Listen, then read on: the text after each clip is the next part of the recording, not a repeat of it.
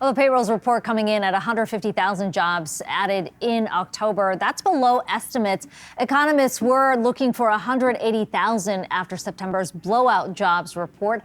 The big question: would strike action in the U.S. distort the numbers? The BLS said around 30,000 UAW workers were off the job at the time it conducted its survey last month. Now let's head over to Yahoo Finance's Jen Schonberger, who's standing by at the White House for us. Jen. Hi, Kiko. For more reaction on this morning's jobs report, I want to bring in Acting Labor Secretary Julie Su. Secretary Su, thanks so much for joining. It's always great to see you. You too. So we saw some weakening in this morning's jobs report. We also saw revisions downward of 101,000 for the prior 2 months. Is this a sign that the job market, the economy is starting to slow after a red hot summer, and that perhaps the Fed's rate hikes are starting to take effect? Right. So this month's report shows 150,000 jobs added last month. That brings the total since President Biden came into office to 14 million. At the same time, we continue to see unemployment rates of less than 4%.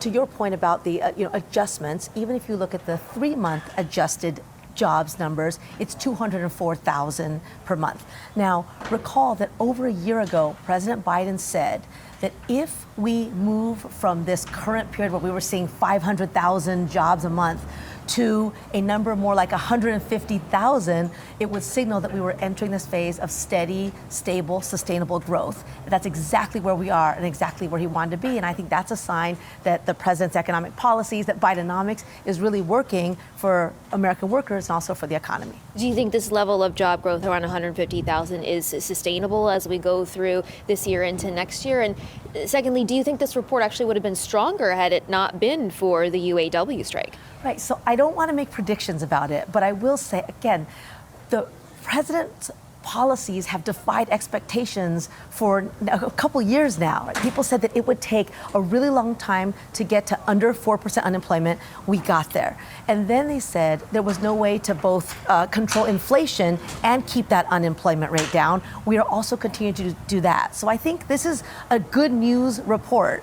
Now, as to the UAW, and yes, because these were October numbers, it does reflect the strike that auto workers were on, and obviously that strike is now ended, and so we expect that those numbers will return. At the same time, it's worth noting that that strike and the bargaining that happened at the table have resulted in really historic gains in that industry in ways that demonstrate the power of unions and the importance of collective bargaining.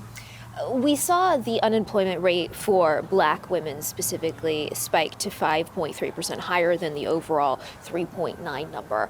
What do you owe that to? How much do you think that can be chalked up to the child care supplemental expiring? Yeah, so just to disconnect those two for a moment, we are always laser focused on equity. Right? We want to make sure that we build an economy in which no one gets left behind. The president says all the time, this is a middle out, bottom out economy rather than top down. Is about making sure that everybody is included. So we have been focused on making sure that in the good jobs are being created across the economy because of historic investments, that every community has access to those jobs. I get to travel around the country to see programs that are specifically targeting communities of color, women, and in particular Black women for the construction jobs, for example. Now, the care issue, right, is also, we've saw a growth in the healthcare jobs, 58,000 added in the last month. That includes hospitals.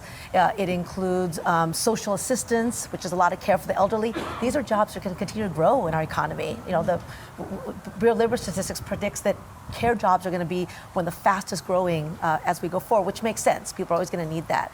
And so that's why the president has called for and called on Congress to make sure that there are investments in a child care infrastructure that can help support the rest of the nation's infrastructure.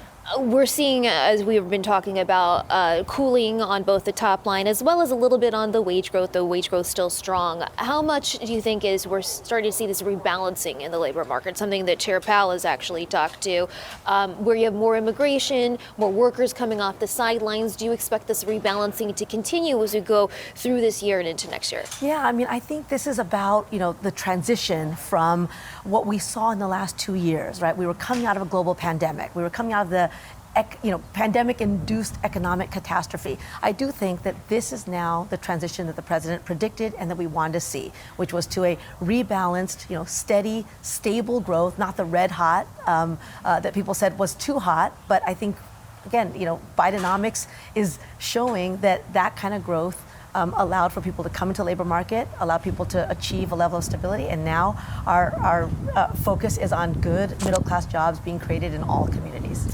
This week, the Labor Department proposed a new fiduciary rule for a management of Americans' retirement, things surrounding like rollovers of IRAs. It bears resemblance to a similar rule that was put forth under President Obama in 2016.